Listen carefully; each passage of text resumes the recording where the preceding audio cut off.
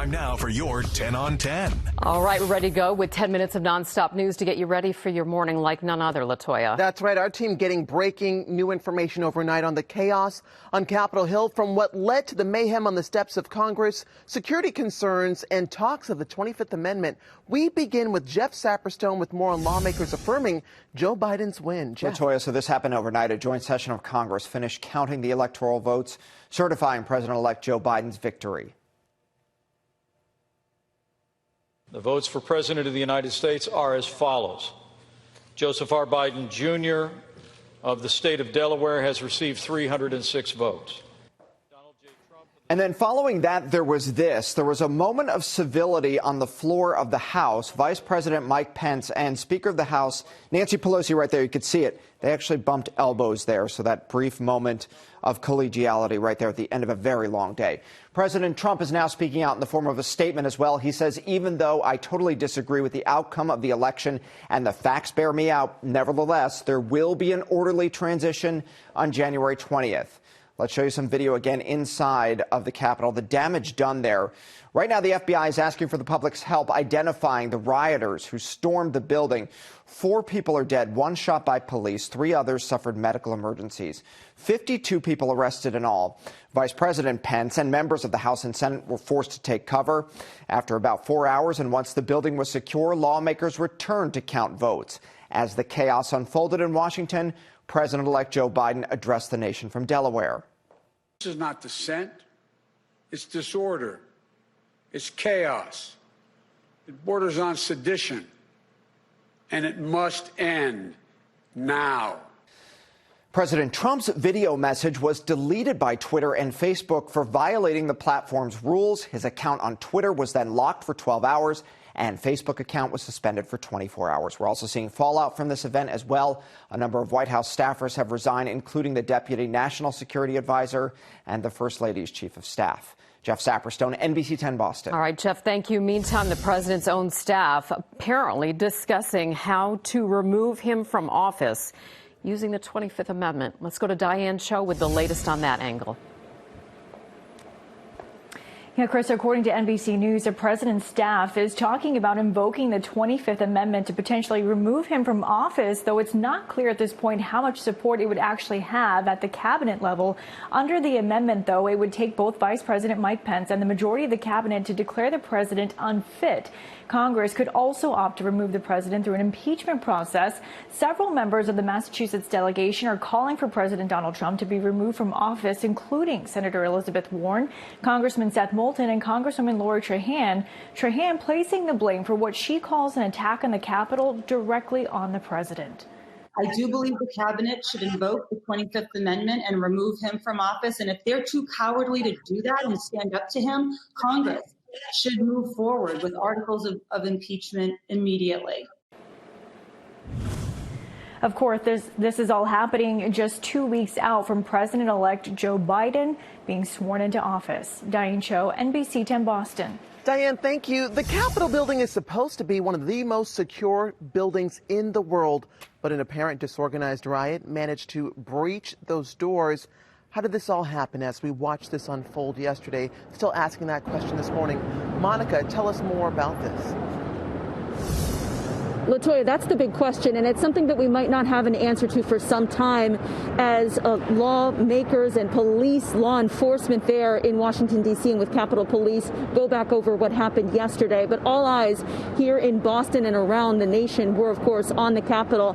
It began as a rally with President Trump and shifted to a march. Large crowds of people headed to the Capitol building. Not really surprising, though, since the event was billed as a march for Trump days in advance with the tagline, "The Cavalry is coming," saying it, quote, "will be wild." The president even encouraging people to march to the Capitol, and that's what they did.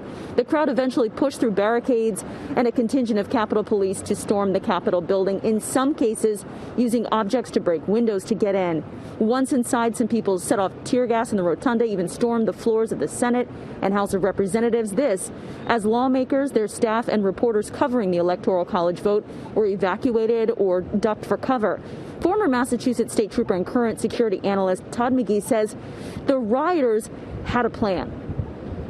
the fact that we saw tear gas used for a photo opportunity for the president is disturbing.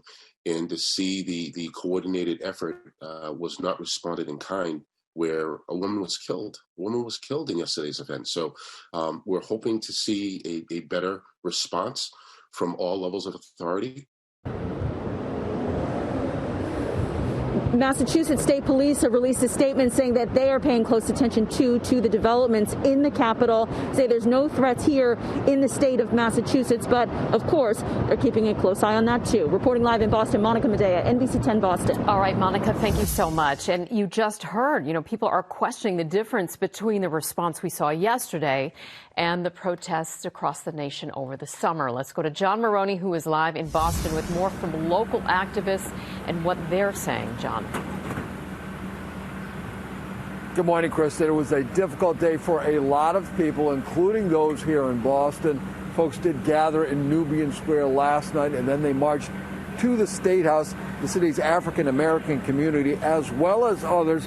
They are upset. They think that Black Lives Matter protesters were treated more harshly this summer as compared to those rioters who stormed the halls of Congress yesterday. Plus, they're frustrated that charges were not brought this week against a Wisconsin police officer for shooting Jacob Blake in August.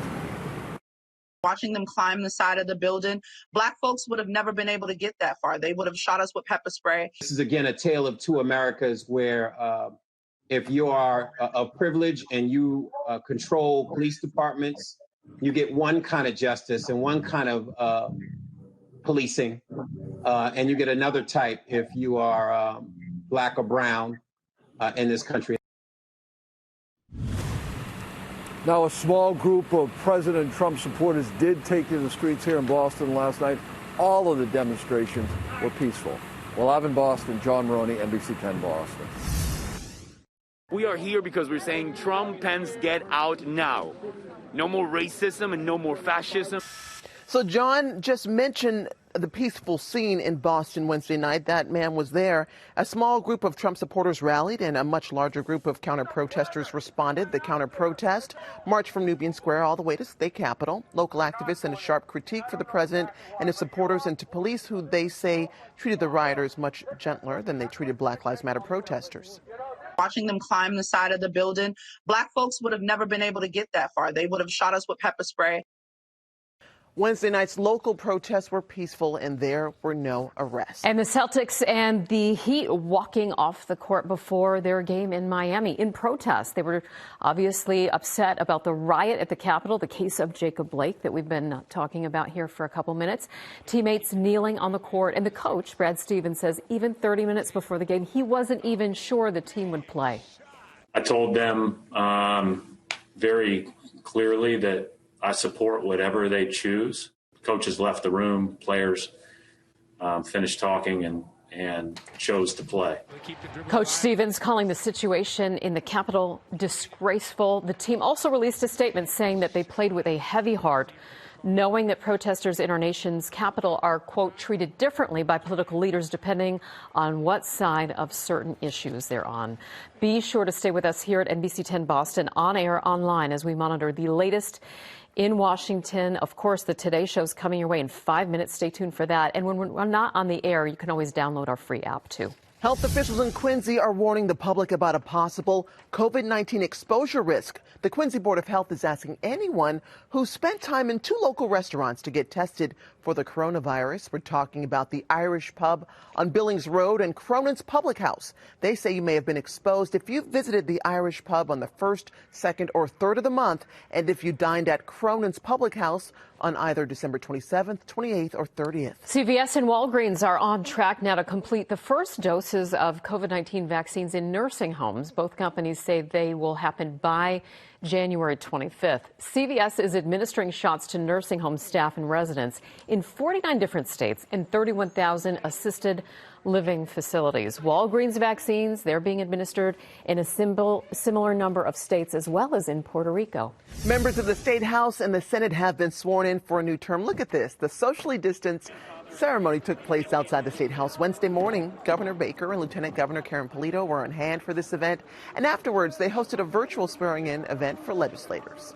All right, let's get a look at our commute with Alessa Stepanova now. LaToya, thank you so much. Better news on the Red Line. Service has resumed. We did have a service suspension temporarily at this point. All trains are running, but about 15 minutes behind schedule. I am watching a crash right now as you travel here along Route 16 westbound side in Everett by Route 99. 2 lanes are shut down for that accident. And then south of town, still slow on 93 south at 95. You can see some of those delays right here from Sky Ranger. Matt, over to you. Alessa, thank you very much. You know, we had some flurries during the overnight. Live radar now shows those are gone. The last of them even south of the island in Nantucket. So from this point forward, we work on bringing more sunshine out. We've got some breaks now. You will see some sun out of the gate in some spots this morning. At the same time, the clouds will battle back over the first part of the day and then finally just give up. After we get past about noontime, you get more and more sunshine. You can see that certainly behind me here in the skyline of Boston. A cool breeze through the day, which will make 41 feel more like about 30 to 35 at the warmest time of the day. You know, we are sliding into a weekend. I can tell you tomorrow's going to be a really sunny one, even more so than today because there's no clouds in the morning. But nonetheless, temperatures are going to be cool, probably cooler than today, believe it or not. We get into Saturday, there could be a flurry on Cape Cod. Other than that, I think we'll end up with a fair sky, temperature running in the mid-30s. And by Sunday, we're likely to be in the mid-30s as well. That's the theme that holds out through the 10-day forecast. That exclusive 10-day never really getting us much above 40 degrees all the way through the end of next week. There are a couple of storm times, potential times we'll watch. One would be late Tuesday night, and again, maybe later on Friday. Okay, as we get ready to go toward the Today Show, here is the view from Sky Ranger here. Things peaceful in this shot. Obviously, there is so much news from across the country to keep you updated on. Today's show is going to do exactly that, and we're going to be back with a local angle on all this for you again coming up in just a couple of minutes. You're watching NBC 10 Boston, Boston's 10.